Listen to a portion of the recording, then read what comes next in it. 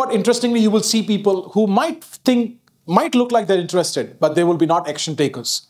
They'll just gauge, admire it, and wish to have it and go over it. There'll be somebody who will be committed. How would you know? Because they will take action. And when they offer to buy this from you, you don't need to give the price in your verbal context. Just raise your two fingers and tell me what happens, But don't sell it. At the end moment, last moment, just apologize and say, I've changed my mind, and bring the stone back home. So he's like, excuse me, daddy. I mean, he's not telling his daddy, but he's like, just tell me, I mean, why do I have to go to the market? Anyways, he trusts his mentor. He goes to the market and sits down, displayed nicely. 2 hours passes by, the sun is glazing more higher. And he's going like, why are not people taking action, Because they're just like interested and admiring and going forward. But one lady, in a beautiful sari, she is an action taker. How do we know? She takes action. She kneels down, picks up the stone and admires and goes like, oh God, what a great stone you've got, young man. I would love to buy it from you. How much do you want for the stone? And as per the promise was, the boy raises his 2 fingers. And the lady, takes out 2 rupees and gives it to the boy and goes like, here you go. And as the promise was, he said, I apologize, ma'am.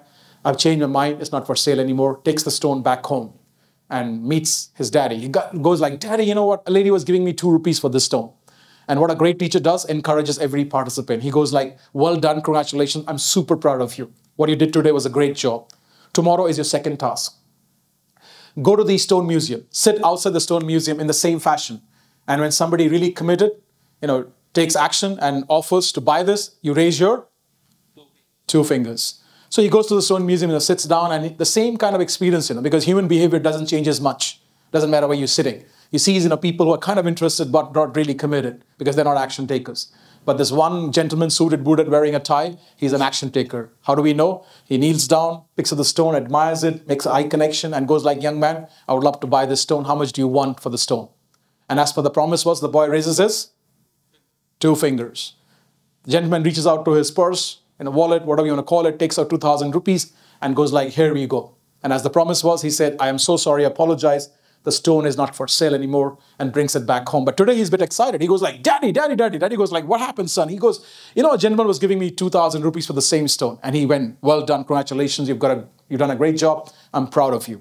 Tomorrow is your last task. Go to the jewelry shop, meet the manager, give my reference, and tell him that we are planning to sell this stone.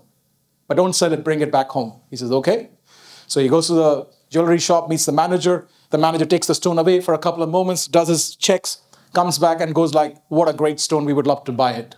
How much do you want for the stone? And the boy raises his 2 fingers. And the manager looks at him and goes like, for 2 lakh rupees, I can write a check. If that's not okay, I can do a bank transfer. What do you prefer? You want to hang out with people who think your worth is 2 rupees? Good luck. If you want to hang out with people who think your worth is 2,000, good luck. You want to hang out with people, who charge lakhs of rupees for their knowledge. There are people who would be willing to pay for that, if you are in the right kind of people.